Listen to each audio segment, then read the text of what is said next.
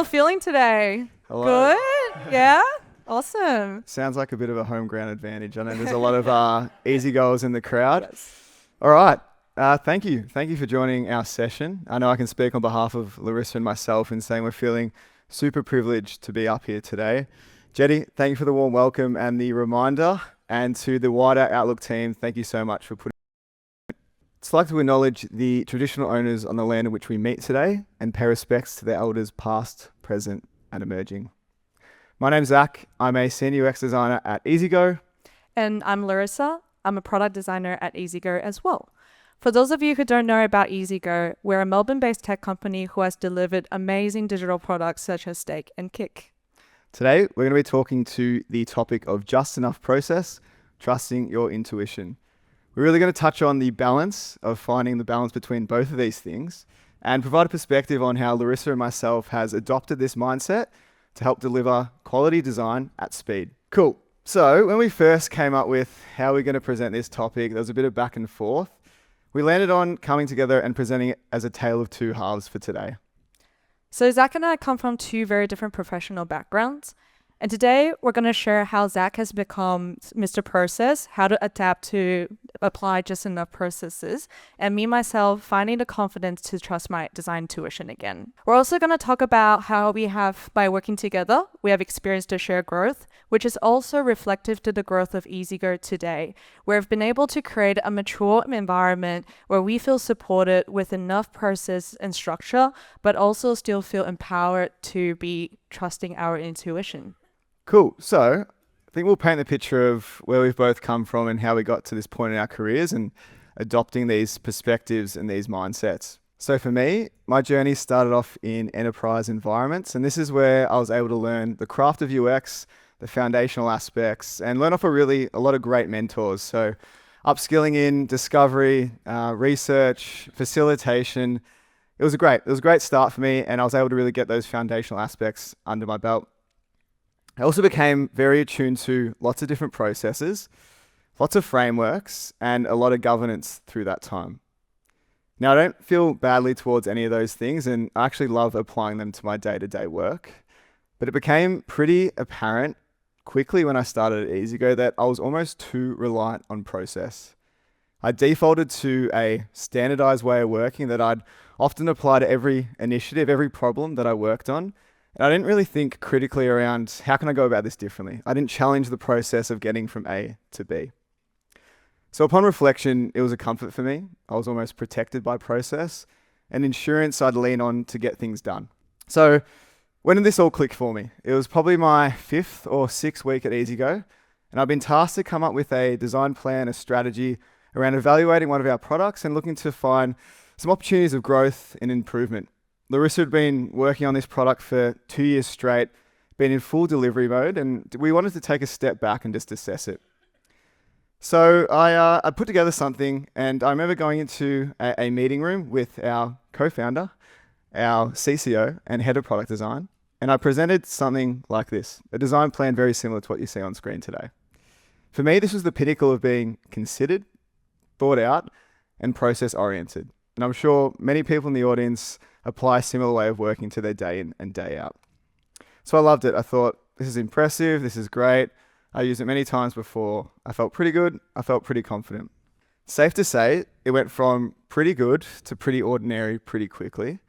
And it's not to say it was not appreciated or undervalued, but it was then that I realized a 3-month, 12-week, 6-sprint design strategy comprising of a myriad of discovery activities and research activities wasn't what was required. They wanted to move faster. And it was a bit of a light bulb moment for me. I was like, shit, okay. A lot of the stuff I'd done for so long, I'd applied for a while, that had to change. I remember walking out of that meeting room, and the head of product design took me into a room. We had a bit of a debrief. And he said something along the lines of, you can't outrun the maturity of the organization. What that taught me was, one, I need to be adaptable, but most of all, I need to be dynamic within my environment, within the 4 walls of EasyGo. So the challenge for me was, how do I achieve the foundational aspects of the process that I'd known so well in a different way, in a different manner? How can I be leaner? So I just want to touch on a few key learnings of someone like myself, someone who was very tuned to process, adapted to become a better version, a better designer within their organization. So our first point in learning here is process should guide, not dictate. We're hired for our crafts, we're hired for our judgment, and we're hired for our experience. When process dictates, it almost disarms us of those very things. We're all aware that the design cycle, it's not linear, can be quite chaotic, quite messy at times. So to have an expectation to apply a fixed approach, a blanket approach, is unrealistic. So when I first started at EasyGo, I really clung on to process. I thought it would give me the clarity, the speed that I needed, but more often than not, I noticed that it would slow me down. So I really learnt to take a leaner approach. I learnt that sometimes an hour chat with an experienced stakeholder that knew the product inside out and was very attuned to customers could give me just the right amount of clarity that I needed, as opposed to a week-long research cycle. So process should give us momentum, not permission. My next learning here is beyond your design team, no one gives a shit about your process. May sound harsh, but this can apply to wider product teams too. As we're aware, stakeholders, externally, they care about outcomes, not necessarily frameworks, not necessarily processes. I'd be surprised if we're judged on how well we execute a certain method, but more so how clear, how applicable, and how valuable our work is. What this means is externally, we don't have to focus on the how, but we can put more focus on the what. And if they want to see the how, we can open up the door and we can show them. But initially and first and foremost, process should be for us, should be for you, and not necessarily your stakeholders. And my last point, which really encapsulates the talk today and the intersection between Larissa and myself, is take control with more intuition and just enough process. I believe the most effective designers, the most effective product people, they've got the confidence to start with intuition and just as much discipline to validate it. We won't always have the luxury of the perfect information, the perfect data, the buy-in to go slowly. So in those times, in those scenarios, intuition, our experience, our successes, our failures, leaning into those, that's what helps us move through that, especially when needing to move at speed. And from what I've seen, often great design, great product decisions, they start with a well-informed point of view. So before I jump straight into my point of view, we would just like to clarify, what do we really mean by design intuition? Design intuition is an informed judgment. It is built on your past experiences, the patterns you have seen, and accumulated domain knowledge. It is a pattern recognizer. It is about spotting those reoccurring user behaviors, the UI conventions, or business needs, and knowing exactly where and how to apply them into your process. It is empathy-driven. It is that deep understanding of your users and their needs that you don't need to conduct the new research just to validate every single of your hunch. On the flip side, we also thought it would be pretty important to clarify what design intuition is not. Design intuition is not a guesswork. It's not random or arbitrary. Intuition is not the absence of thinking. It is indeed the result of a lot of prior thinking. It isn't anti-research. This isn't about how we don't need data. It is indeed about how we can still move without data, because we've learned to listen and observe the context deeply. Last but not least, design intuition is not a shortcut. It is not a lazy way out. It still involves judgments, trade-offs, and rationales. The key is that you've already internalized those already. As Zach has mentioned earlier before, that for smaller organizations, time and data can become a luxury. I remember 4 years ago, when I joined EasyGo as the first product designer, I was ready to embrace myself with all the data, process, and maturity, because I thought, doesn't matter what size the organization is, it would already have those inputs embedded already. However, as every startup is, that in reality, the research isn't scoped, the brief is very vague, and data is either too little, too late, or non-existent. Which is why I would like to share some of my insights on how you can utilize your design intuition when data is absent. When delivery key it becomes that key priority, your daily Slack message could become something like this. I'll just give it people a bit of time to read it. Raise your hands if you've ever received something similar to this. Oh, okay. And raise your hands if you have ever been the one guilty sending something similar to this. I see some of you. And when this becomes your everyday life, that full speed of delivery mode is on, you start to get overwhelmed. Your palms are sweaty, your knees are heavy, mom's spaghetti's coming out. Thanks for laughing at my joke. With all jokes aside, that's when your anxiety, that imposter syndrome, that intrusive thought is kicking in because you're delivering, and that you start to wonder, is my design really good enough? Have I thought of every single user cases yet? Or has anyone spotted that one pixel of misalignment between my buttons? But don't worry, because I would like to just say it as a gentle reminder that speed doesn't necessarily have to kill the craft. It can clarify it. Speed is not the enemy of the craft. It is indeed a forcing function for a clear judgment, tighter scope, and sharper instinct. You're less distracted by all these edge cases and the concept of perfectionism because you're honing in what really matters. And instead of over-relying on process that Zach has explained perfectly before, that you apply just enough of it so it supports you to the outcome. Hence, just enough process. This leads me to my second point where you can still move without hard data as long as you understand the context deeply. When research hasn't caught up or that metrics aren't available yet, your understanding of the context becomes your new foundation. I remember 2 years ago, when I joined my first squad, we were tasked to design and launch this new feature because there's this upcoming big global event and that's the perfect opportunity for it. But of course, to see that would only mean we would only have 3 weeks to do so and not that much data to rely on.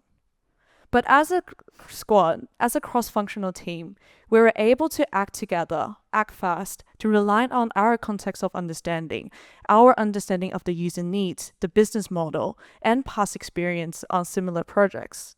And fortunately, we were able to launch it just before the deadline. And fortunately, it was a huge success. We did have data to validate it, of course, but it was a huge success because we were able to grab that opportunity because we're able to do it well and get it done.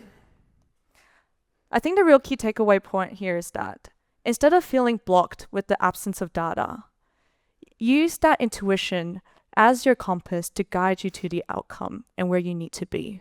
My last but not least point is that communicating your instincts well is what earns you the trust. Having that intuition is only halfway of the battle. Getting that buy-in from stakeholders is the other half. Designers sometimes feel stuck or inconfident when they don't have that hard number to back up their decisions. But with intuition, when shared transparently, is what earns you the trust. Instead of saying, I just feel like this is the right way to do so, try to weave that logic, that context into your explanation and communication, because that's what really builds that alignment between you, your engineers, PMs, and stakeholders. So after all these experiences, those storytellings, we've learned to combine our learnings to find the right balance. EasyGrow has grown tremendously. And with that, I've been able to learn from amazing designers like Zach and people here at the design team to learn to adopt more process into my applications while still trusting my design intuition. And on the flip side, for me, it's been more a balance in terms of letting go of some process, understanding when to use process and how much of it, and of course, learning from designers like Larissa and the wider team about trusting your intuition and making sure you're confident in the decisions that you're making. And by having that balance is what contributes to our success as a design team at EasyGrow today. Over to you. Cool. I just want to touch on this diagram. I know we've all seen something very, very similar to this. The sweet spot, right? Delivering a product, a new feature, an optimization that exceeds user needs, brings real value to the business, and is technically feasible. It's something we can achieve. Process helps us get there, no doubt. But what takes that sweet spot to the next level? What elevates that product, that feature, that optimization?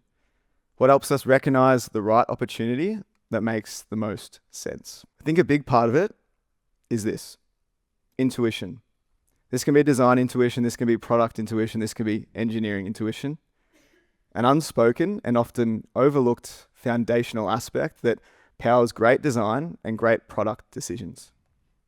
Applying what we know to read between the lines and make sense of the gaps. It helps us make the calls that feel right. So in the ever-evolving product, tech, design landscape with new tools, new processes, new frameworks, and let's not forget the emergence of AI, it's led us to pose a bit of a question, a little bit of food for thought for your afternoon. Are we losing our ability to utilize our intuition? Just gonna let that sink in, sinking real deep. So why could we be potentially losing our design intuition? Is it because the industry chatters have put so much emphasis on data-driven decisions? Or is it because the early on education received in design has undervalued it so much that everything needs to be explained, critiqued, and backed up? Or is it simply because of intuition itself has it seen being subjective or unaccountable?